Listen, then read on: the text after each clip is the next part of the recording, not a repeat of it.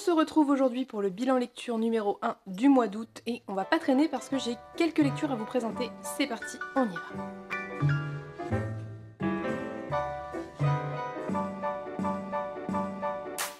On va faire ça par ordre plus ou moins chronologique, je pense, puisque je les note de manière chronologique et que je vais pas me casser la tête à faire une organisation particulière. Donc on va commencer avec ma première lecture terminée en août, à savoir Palace de Marine Carteron, dont je vous ai parlé, je pense, en long, en large, en travers, un petit peu sur tous les réseaux sociaux et à plusieurs reprises. Donc je vais essayer de faire ça de manière assez concise en vous donnant la teneur de cet ouvrage. Dans Palace, on va suivre Troie avant sa chute, donc c'est une cinquantaine d'années avant la chute de Troie. Et on va suivre l'histoire de Pallas, qui est donc une déesse mineure, fille de Triton, qui a été élevée en même temps qu'Athéna, donc toutes les deux ont une relation de sœurs assez liée, et on ne sait pas trop ce qui s'est passé au début, on apprend plutôt vers la fin, donc je ne vais pas vous spoiler. Mais on découvre que Pallas, a priori, est enfermée dans une espèce de statue de bois, vivante, mais ou du moins consciente, sans pouvoir avoir un corps et bouger et vraiment interagir, si ce n'est avec la grande prêtresse du temple d'Athéna, puisqu'elle est cachée dans le temple d'Athéna. Nous allons donc suivre, d'une part, les dieux, les déesses, les conflits, les histoires, voilà, tout ce qui peut se passer entre eux et qu'on connaît plus ou moins bien. D'autre part, on va suivre des humains, les histoires des humains et comment interagissent les histoires des dieux avec les conflits des humains. Et on est dans un temps mythologique assez reculé pour que les dieux interviennent dans le royaume humain et qu'ils soient très concrets et présents. Ici, Marine Carteron propose une réécriture hyper intéressante, d'une part parce qu'on va parler d'une déesse mineure assez peu connue, dans la mémoire commune finalement, la mémoire populaire, elle est associée à Athéna de manière indifférenciée, et pour ma part, et je pense ne pas être la seule, j'ignorais que Pallas était une divinité à part entière. Donc sous cet aspect déjà c'est très intéressant, puisque on a dès le début un parti pris de parler d'une déesse, de parler de femmes, que ce soit des humaines ou des déesses, et de leurs problèmes, notamment avec les dieux, donc les dieux masculins. On va suivre notamment la grande prêtresse du temple d'Athéna et sa fille qui doit reprendre la main après elle. Tout ce qui va amener, je pense, puisque ça se termine pas là-dessus, mais à mon avis, au conflit et à la chute de Troie, donc à la guerre de Troie, puisque c'est découpé de cette manière-là, donc on dit X temps avant la chute de Troie. C'est vraiment hyper intéressant, c'est hyper bien écrit. Dans les points extrêmement positifs, il y avait la qualité de l'écriture, la qualité de la plume. C'est une lecture prévue pour un public jeune adulte, mais ça se lit extrêmement bien en étant adulte. C'est-à-dire que ça a toutes les qualités que je peux chercher chez un jeune adulte, à savoir c'est lisible, même si on n'est pas le public cible, même si on est un adulte. Il n'y a pas les tropes relous du jeune adulte, et en même temps c'est hyper accessible pour le public dédié. Donc c'est vraiment très très chouette, c'est vraiment ce que je préfère en termes d'écriture de young adult. Donc j'étais ravie. On va avoir des parties pris, peut-être parfois en sous-texte, parfois un peu plus ouvertement féministes, avec des réflexions notamment autour des dieux et de Zeus, qui est un personnage extrêmement problématique de la mythologie, je pense que vous le savez, et pas que. On va avoir ce personnage, cette jeune femme, je me rappelle plus son prénom parce que moi et les prénoms comme d'habitude, mais cette jeune femme qui doit devenir prêtresse et qui ne le souhaite pas, qui est extrêmement moderne pour l'époque, et c'est là aussi encore pour moi un des grands points forts de ce roman, c'est que l'autrice arrive à créer un univers mythologique, un univers antique extrêmement crédible, bien mené, tout en incluant des touches de modernité, que ce soit dans le langage, que ce soit dans certaines actions, certaines choses qui se passent, et surtout à travers le personnage principal, et ça c'était vraiment génial.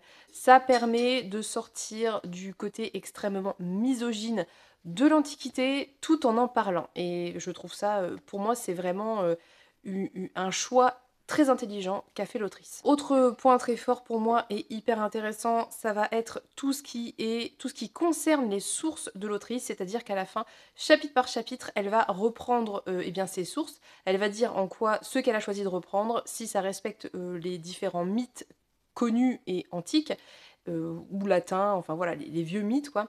Et là où elle a choisi d'étirer un petit peu les fils pour que ça aille dans le sens où elle voulait, et là où elle a carrément inventé un index de tous les personnages triés par dieu, déesse, humain, humaine. Bref, c'est hyper riche d'un point de vue culturel, c'est hyper intéressant, c'est très sourcé, c'est très intelligent, enfin, je ne vois pas de point négatif à cette histoire. J'ai trouvé que le rythme était bien mené, que c'était intéressant, qu'il n'y a aucun moment où on s'ennuyait, aucun moment où on ne comprenait pas quelque chose. Enfin, pour moi, c'est vraiment une très très très très bonne réécriture à mettre dans les mains des adolescents. On a vraiment tout ce qu'il faut pour être pris dans l'histoire et pour avoir envie de savoir. Voilà, donc c'est un tome 1, le tome 2 sort en novembre je crois. J'ai évidemment extrêmement hâte de continuer. Je l'avais emprunté en médiathèque, je vais me l'acheter, je vais probablement le relire et enchaîner avec le tome 2 qui sort très prochainement, donc j'en suis ravie et je n'ai qu'une envie, c'est d'être déjà au moment où je l'aurai dans les mains. La lecture suivante dont je voudrais vous parler, c'est La passeuse de mots de Jennifer et Alric Twice. Je ne vais pas extrêmement m'étendre sur cette lecture parce que ça n'a pas été une très bonne lecture et que j'ai pas forcément envie d'en parler énormément. Si vous avez adoré ce livre comme beaucoup de gens, je vous invite à passer ce passage pour ne pas être heurté par ce que je vais dire, parce que j'ai l'impression que c'est un sujet assez trigger, qu'il y a voilà, des gens qui sont qui prennent très à cœur les critiques qu'il peut y avoir sur ce roman. Donc ne vous faites pas de mal, ça ne sert à rien. Si vous avez aimé, de toute façon, vous ne trouverez rien d'intéressant dans mes propos, donc passez au livre suivant. Dans La passeuse de mots, on suit une jeune femme qui vit dans un royaume a priori assez uni, où il y a un traité autour de la magie. Et très rapidement dans l'ouvrage, ça va faire crack boom et la jeune femme va se retrouver à devoir partir en quête de ses pouvoirs pour sauver le monde. Enfin, je dois vous avouer que je suis pas sûre d'avoir tout compris. Donc je vous fais un résumé par rapport à ce que j'en sais et ce que je pense avoir compris. J'en sais pas tellement plus. Mais en gros, voilà, on est dans ce genre d'histoire, ce genre de trope, avec un royaume qui va bien, il se passe quelque chose, et on a une espèce d'élu qui doit sauver un peu le monde. C'est à peu près ça le trope de base. Alors, je vais diviser mon propos en deux points. Il y a les points pour moi subjectifs, c'est-à-dire des choses qui concernent mes goûts, mes avis, qui me sont vraiment totalement propres et qui ne sont pas la vérité avec un grand V. C'est des choses, j'ai conscience qu'on peut apprécier un livre même si moi je ne l'ai pas apprécié. Et je vais parler ensuite des points beaucoup plus objectifs qui, pour moi, ne sont pas tellement discutables. Je vais aller très vite sur le premier point. Très sincèrement, je n'ai pas accroché à l'histoire parce que j'ai trouvé que c'était extrêmement long. J'ai trouvé que l'écriture était un peu forcée, était un peu trop travaillée, mais pas dans un sens où ça rend les choses plus belles et plus naturelles. Dans un sens où ça donne cette impression de beaucoup de vocabulaire qui force un peu le truc, avec cette impression parfois de certains mots qui sont utilisés, mais pas tout à fait à bon escient. C'est un synonyme qui a été cherché et on a pris un synonyme, mais c'est pas exactement celui qu'il aurait fallu dans le contexte. Enfin, j'ai pas tellement adhéré à l'écriture, j'ai pas tellement adhéré à l'histoire parce que c'était somme toute assez classique. Je peux pas dire que c'est franchement mauvais ou quoi, hein, c'est juste très classique. Après, j'admets que j'ai trouvé que vraiment, vraiment, c'était très très long à démarrer et je l'ai abandonné. Je sais pas, je dirais un tiers à peu près, un peu plus d'un tiers, quasiment la moitié. Et j'en sais toujours pas tellement plus à la moitié du premier tome. Je sais que c'est une saga prévue en 7 tomes, que du coup le premier tome forcément est long à l'installation, mais là j'ai eu plutôt l'impression d'une succession d'événements qui n'étaient pas très bien reliés entre eux si vous voulez. Donc bref, concernant les personnages, que je n'ai pas tellement apprécié non plus pour plein de raisons, mais je vais y revenir dans le deuxième point.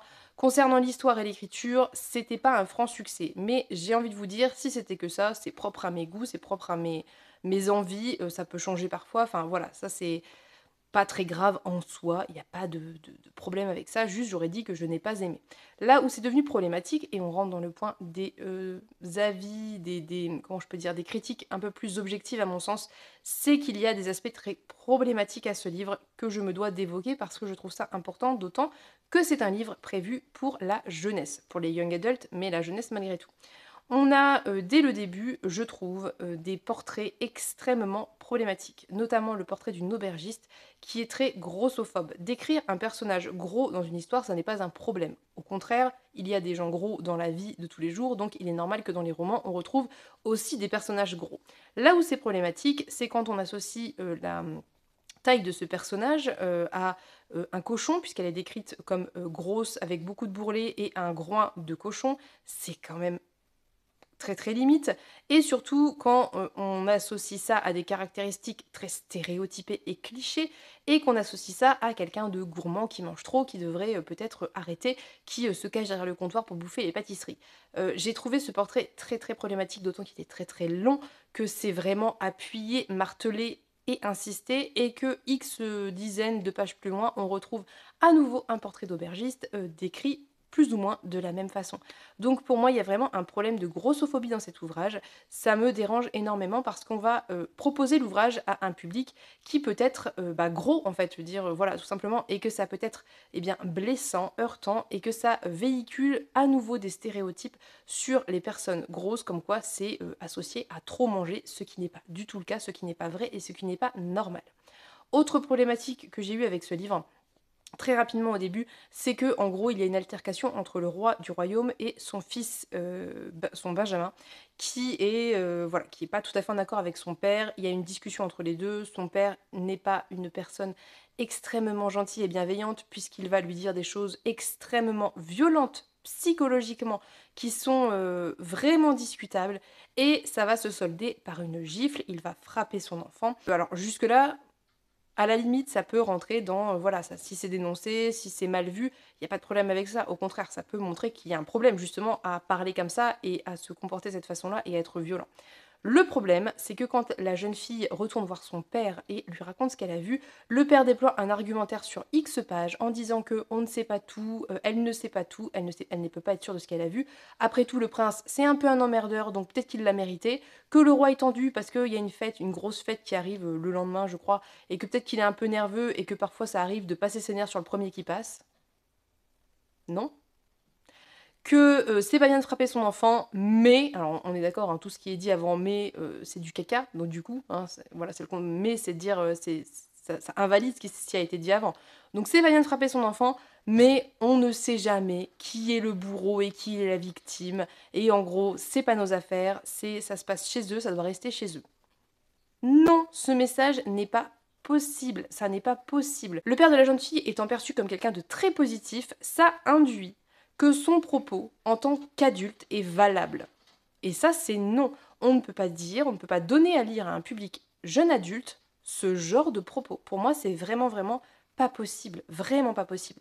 Valider le fait qu'il y ait des violences intrafamiliales et dire ça ne nous concerne pas, on regarde à côté, on ferme les yeux, on ferme les oreilles, c'est inacceptable. Et ça, vraiment, moi, ça m'a vraiment choquée. Et je vous jure que ça dure extrêmement longtemps, cette discussion entre les deux, où elle essaye de dire oui, mais, et où il lui dit, il lui balance tout plein d'arguments qui sont typiquement des arguments d'agresseurs et de personnes toxiques. Enfin, c'est niette, quoi. Enfin, moi, ça m'a... Déjà, ça partait pas très bien, parce que ça arrive dans les peut-être 100 premières pages. Voilà. Par la suite, on a plein d'autres situations problématiques qui vont arriver. Typiquement, une scène de voyeurisme où la jeune fille regarde le personnage qu'elle va rencontrer par la suite se laver dans un torrent en pensant que s'il lui faisait ça, elle apprécierait pas. Et elle va qualifier ça, quelques pages plus loin, de voyeurisme involontaire, sauf qu'elle est volontairement restée une quinzaine de minutes à le mater, ce qui est absolument, encore une fois, inacceptable. Ce n'est pas acceptable de regarder quelqu'un sans son consentement nu. Enfin, non, je sais pas, ça me paraît un peu évident. Et on a pas mal de on a aussi pas mal de scènes problématiques entre les personnages, sur la manière de traiter ces jeunes filles. Tous les personnages qui sont autour d'elle lui parlent mal, la traitent mal, sont paternalistes avec elle. Enfin, vraiment, pour moi, il y a un vrai problème de relation dans ce livre. Il y a un vrai problème sur les messages véhiculés, volontairement ou pas, hein. Je pense que c'est involontaire. Je pense pas que c'était l'envie des autoristes de véhiculer ce message-là. Mais pourtant, c'est le message qui passe. Et à partir du moment où moi, je l'ai perçu comme ça, et que j'ai pas réussi à trouver quelque chose qui me laissait penser le contraire, j'imagine pas un public qui a moins de recul sur ses lectures, qui est peut-être moins éduqué à ce genre de choses, et qui va lire ça, quoi. Donc, bref, je pense que vous aurez compris la teneur de mon propos. Pour moi, c'est un livre qui est problématique. Alors, et rien que pour ça, ça aurait pu être le livre le mieux écrit de la Terre, ça aurait pu être l'histoire la plus passionnante du monde. À partir du moment où on met à lire ce genre de choses entre les mains d'un public jeune adulte, c'est pas possible, quoi. C'est non et c'est niette. Et du coup, je ne recommande pas du tout de donner ce livre à des personnes encore jeunes et influençables en construction dans leur manière d'envisager les relations, d'envisager les échanges, etc. avec autrui, parce que ça n'est pas possible en fait, tout simplement. Voilà, donc ça c'est ce que moi j'en ai pensé. Je n'ai pas été la seule à penser ça de ce livre. Autant Pénélope que Juliette, que plein de personnes qui étaient là lors du live. Voilà, c'est... je suis désolée, mais ça n'est pas... Pour moi, ça n'est pas acceptable. Et, et voilà, et apparemment dans la suite, c'est pas tellement mieux. Il y a encore des trucs très problématiques qui arrivent. Donc je vais arrêter là, hein, concrètement, parce que déjà de base ça me plaisait pas forcément, mais en plus de ça, j'ai pas envie de lire ça, quoi, tout simplement. La lecture suivante a été beaucoup plus satisfaisante, et je l'ai fait en lecture commune avec Pénélope et mon frère, et c'était Celui qui chuchotait dans le noir de Lovecraft, ici dans une édition très jolie de chez Brajlon, retraduit, il me semble, relativement récemment. On va suivre en gros un scientifique qui va être contacté par un homme qui vit dans le Vermont, je crois. Donc quelque part où il n'y a personne, parce que ça se passe au début 20e, hein, donc il n'y a personne, il vit vraiment dans la nature un peu profonde, quoi. Et cet homme va lui dire que depuis qu'il y a eu une crue, je crois, il y a des choses bizarres qui arrivent par rapport à une vie a priori extraterrestre. Et le personnage évidemment principal qui est scientifique n'y croit pas trop, jusqu'à ce que l'autre lui amène des preuves. Et ça va partir sur ce genre-là. En même temps, c'est un peu le trope de base de beaucoup de nouvelles de Lovecraft, je pense. Donc ici, on va être dans un récit rapporté, c'est-à-dire que notre narrateur a à la fois ce que l'autre lui dit et va à la fois rapporter ce que lui a vu par la suite. Donc on est sur un récit a posteriori, en partie rapporté, en partie empirique, et ça fonctionne très bien.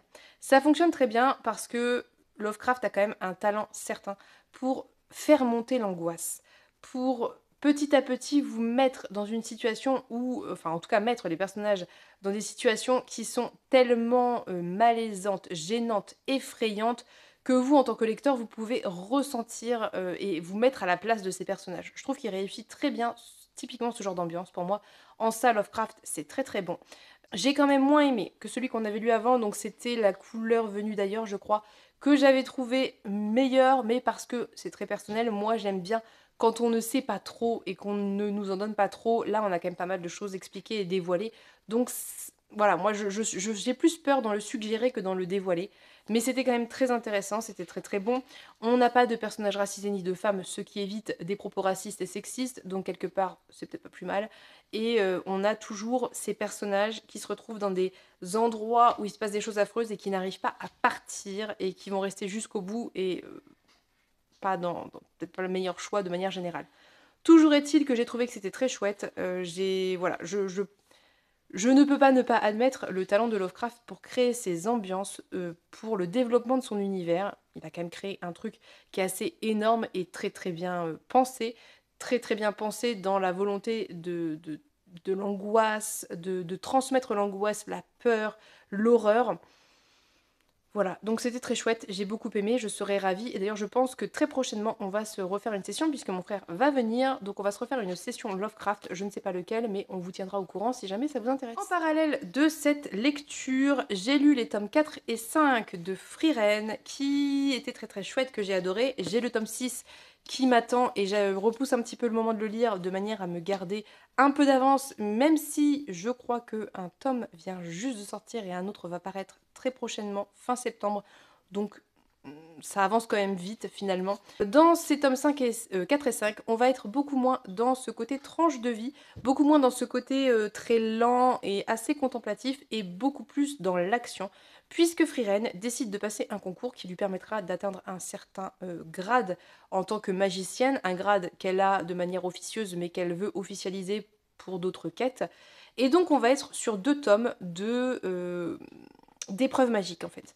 Et c'est vraiment, j'adore, j'adore, j'adore. Je trouve que ce manga a la très grande qualité de varier en termes de rythme, d'ambiance et d'aventure. On va parfois avoir des aventures très random, parfois des aventures qui vont se passer sur 1 ou 2 tomes avec beaucoup de magie, parfois des moments très calmes, des moments très du quotidien, on va parler d'anniversaire et de choses très du quotidien. Il y a vraiment pour moi une rythmique qui est très bonne, que j'ai beaucoup aimée, que j'aime toujours autant. Le tome 6 va parler de la deuxième épreuve, je crois, de ce espèce de concours de magie. J'ai très hâte de le lire, bien évidemment. Ça va y passer très bientôt et je pense qu'en septembre, je me prendrai la suite parce que je suis vraiment assez fan de ce manga que je trouve très intelligent en termes de valeur aussi, très bon en termes de valeur, parce que bah, voilà, ça pose pas mal de questions. On est sur un jeu de temporalité qui est très très bon, avec, je l'ai déjà dit mais je le redis au cas où, la temporalité de Frieren qui est très très lente et très longue puisqu'elle a plus de 1000 ans et pour qui bah, 10, 20, 30 ans représentent si peu alors que dans la vie d'un humain bah, c'est énorme. Et du coup ce jeu de tension sur les temporalités, comment on sent le temps, comment il passe aussi pour elle et pour les humains qui l'entourent. Et c'est vraiment assez génial. Moi, j'adore ces passages où elle dit, ils arrivent dans un village, et ils doivent se poser parce qu'il y a une tempête de neige ou j'en sais rien. Elle dit, oh bon, on va rester une petite dizaine d'années, hein, le temps de se poser. Et puis ses acolytes humains lui disent, bah non, on va pas rester 10 ans, non. Et c'est vraiment très chouette, c'est hyper bien fait. Enfin, Frieren a ce côté à la fois très elfe, très froide, très distante, et parfois ce côté tellement réaliste en termes, enfin, de critères humains. Genre par exemple, elle n'arrive pas à se lever le matin. Enfin, il y a des trucs, voilà, c'est vraiment, je trouve que on est vraiment dans un jeu tout le temps de d'opposition, de dichotomie qui est hyper bon, hyper bien fait. J'adore, voilà, je vous recommande très très vivement. Début août, j'ai également lu La voleuse des toits de Laure d'Argelos, réédité très récemment chez Rivka, qui est très très beau, il faut bien le dire. Je trouve qu'il y a un travail éditorial très très chouette, surtout qu'il n'est pas très cher. Il n'y a pas de jaquette, ce qui me convient tout à fait. Dans La voleuse des toits, je vais vous lire peut-être ce qu'il y a derrière, parce que je ne sais pas pourquoi je n'arrive pas à résumer cet ouvrage. Véritable pilier de la société, les règles écarlates ont prohibé toute forme d'expression. L'art, la littérature et la musique n'existent plus. Chaque jour, la milice multiplie les exécutions pour asseoir l'autorité du régime. Demoiselle respectable le jour et voleuse la nuit, Éléonore Ehrenstein s'élève contre l'ordre établi, elle qui espère rejoindre la rébellion et renverser le gouvernement. La voilà brusquement fiancée à l'un des hommes les plus puissants du royaume. Qui est donc Elias Dobré, cet être impénétrable qui semble viser le pouvoir absolu? Et pour quelle sombre raison sa famille dissimule-t-elle une mystérieuse toile peinte un demi-siècle plus tôt? Très bon résumé. Très très chouette livre. J'ai beaucoup aimé. J'ai beaucoup aimé l'ambiance, j'ai trouvé que c'était très bon. J'ai beaucoup aimé le rythme qui pour moi est vraiment haletant. J'ai trouvé qu'il y avait des plots que j'avais pas vu venir et du coup j'étais à fond dedans et l'intérêt était tout le temps relancé à continuer. J'ai eu beaucoup de mal à le poser. Je trouve que Laure d'Argelos écrit très bien. Moi j'aime beaucoup son style d'écriture. Ça reste du young adult, ça reste pas forcément extrêmement complexe, mais c'est juste ce qu'il faut en fait. C'est hyper addictif.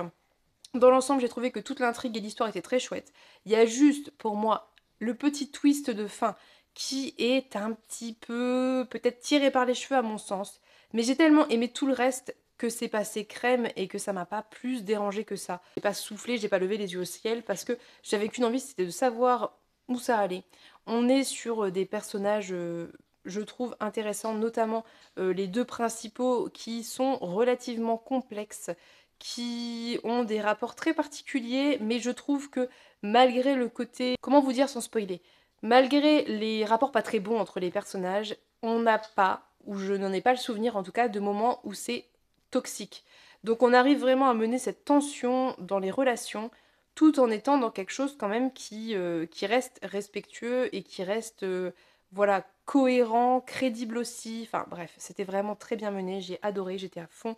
Je trouve que ça véhicule des questionnements sociaux et des messages sociaux importants sur l'importance de l'art, bien évidemment, sur les rapports sociaux entre les élites et le reste, le peuple, sur ce qui est interdit, ce qui est acceptable et ce que les gens peuvent accepter parce que comment se rebeller, comment prendre en main son destin sur les mensonges, enfin ça pose beaucoup de questions très intéressantes et je trouve peut-être des petites graines de réflexion pour un public jeune adulte hyper intéressant. C'est sûr quand on est adulte, c'est pas forcément extrêmement poussé, mais en même temps c'est tellement addictif et j'étais tellement à fond que ça m'a pas voilà, j'étais dedans, j'étais contente, j'étais bien. Ça m'a plu. C'est vraiment une excellente lecture, mais je pense qu'il n'est pas extrêmement objective parce que je pense qu'il y a peut-être. Enfin, je sais pas si ça plaira à tout le monde en fait, mais moi j'ai adoré et parfois c'est bien de se laisser porter, de se laisser mener et de passer de lecteur actif, comme je suis 80% du temps, une lecture passive où je me suis laissée prendre par la main et mener par le bout du nez tout au long du roman. On va terminer par un manga que je n'ai plus en ma possession, c'est Made in Abyss. Je ne sais plus le nom de l'auteur, enfin du mangaka, du coup je vous remets ça ici. De toute façon, ça sera aussi en barre d'infos. Made in Abyss, ça va parler d'une société qui vit au bord d'un espèce de gouffre sans fond. Il y a une espèce d'école pour les orphelins où on apprend à devenir, ça a un nom mais je ne sais plus, enfin des explorateurs qui descendent dans les abysses. Et plus on va loin, plus évidemment c'est dangereux et plus on est un aventurier puissant, voilà. Ce qui se passe, c'est que le personnage principal, qui s'appelle, encore une fois, je ne sais plus comment, a perdu sa mère qui est descendue très profond, qui n'est jamais remontée. Et elle veut bah, voilà, mener cette vie-là, elle aussi. Et voilà, donc on est sur ça, sur des quêtes, des descentes, ce côté aventure, etc. On est sur des personnages qui ont une douzaine d'années en termes d'âge, physiquement qui ont très sincèrement peut-être 8 ans ou 9 ans. Et on est sur des dessins extrêmement beaux. Je suis une très grande fan des graphismes de ce mangaka. Je les trouve absolument sublimes. Là où ça l'a pas du tout fait pour moi, c'est qu'il y a un véritable problème de représentation. On est dans un seinen, donc c'est de la lecture prévue pour les adultes et non pas pour les enfants. Donc déjà, c'est un petit peu compliqué parce qu'en France, on n'a pas tellement la culture des genres de manga. Une fois sorti des shonen et peut-être des shoujo, on est un peu largué. Et si vous voulez, ce format-là, c'est un peu un grand format, était dans le coin des mangas un peu grand format. Donc c'est-à-dire à côté de Naruto, qui va être beaucoup plus jeunesse, comme à côté de, je ne sais pas moi, de Junji Ito. Donc je l'ai pris en sachant très bien que je savais pas trop dans quoi j'allais et qu'il valait mieux que je regarde avant. Donc j'ai feuilleté, j'ai vu si ça avait potentiellement l'air de me plaire, etc. Ça avait l'air de le faire, les dessins étaient très très mignons, donc je me suis dit bah ça va être un peu jeunesse et tout. Et en fait j'ai pas vu que c'était un seinen, bref, je préfère vous prévenir, il y a vraiment pour moi des très grosses problématiques. Alors c'est peut-être une question purement culturelle, mais pour moi, quand on traduit ce genre de livre en français, il devrait y avoir des gros trigger warning, plus quoi. On a des scènes extrêmement discutables, notamment au début, on parle d'une punition infligée aux enfants qui désobéissent à l'orphelinat, qui est à la fois humiliante, sexualisante, bref, qui est affreuse, qui est représentée, parce qu'elle n'est pas juste évoquée de loin et à la limite, voilà, c'est évoqué, c'est représenté. On a un dessin de cette scène avec l'héroïne, ce qui est gênant au possible, je trouve, et parfaitement inadapté et inutile. Et on a par la suite un autre gros trigger, je vous mettrai ça en barre d'infos si ça vous intéresse. Je ne veux pas plus en parler ici, j'en ai parlé en vlog, je vous remets le vlog aussi si ça vous intéresse. Mais sachez que c'est pas du tout, contrairement à ce que les dessins peuvent laisser penser, de la lecture jeunesse. Et qu'il y a beaucoup de triggers, et que par la suite il y a encore beaucoup de triggers, apparemment dans le tome 2, on va parler de mariage entre enfants, bref. C'est pas du tout pour moi, je n'adhère pas du tout, et je pense que ça devrait être vraiment... On devrait être averti quand on est lecteur de ça, et ça devrait être sur la jaquette, ou dans la jaquette, ou dans un coin dédié. J'en sais rien, mais ça devrait pas être accessible aussi facilement à tout le monde. Je n'ose pas imaginer un enfant ou un préado qui prendrait ça en se disant «Oh, c'est mignon, c'est sympa», et qui se retrouve à lire ce genre de truc, quoi. Au mieux, bah, ça va juste normaliser des choses qui le sont pas. Au pire, ça va le traumatiser, quoi. Enfin, c'était... voilà. Enfin, peut-être que certains penseront que j'exagère, mais sincèrement, voilà. Bref, je pense que j'ai bien assez parlé, je voulais pas faire une vidéo longue, au final j'ai encore fait une vidéo longue, j'espère que ça va aller au montage. N'hésitez pas à me dire ce que vous avez pensé des lectures que je viens d'évoquer, à me donner votre avis, bien évidemment. N'hésitez pas à me recommander des mangas un petit peu... un peu de tout manga en fait. Après ça va fonctionner surtout au graphisme, mais des mangas surtout sans trucs de ce genre comme je viens d'évoquer. Et puis moi je choisirai en fonction des graphismes si j'adhère ou pas. Voilà, donc je vais maintenant vous laisser. Je vous souhaite de très bonnes lectures, je vous fais de très gros bisous. N'hésitez pas à vous abonner si ça n'est pas fait et on se dit à bientôt pour une prochaine vidéo. Bye bye!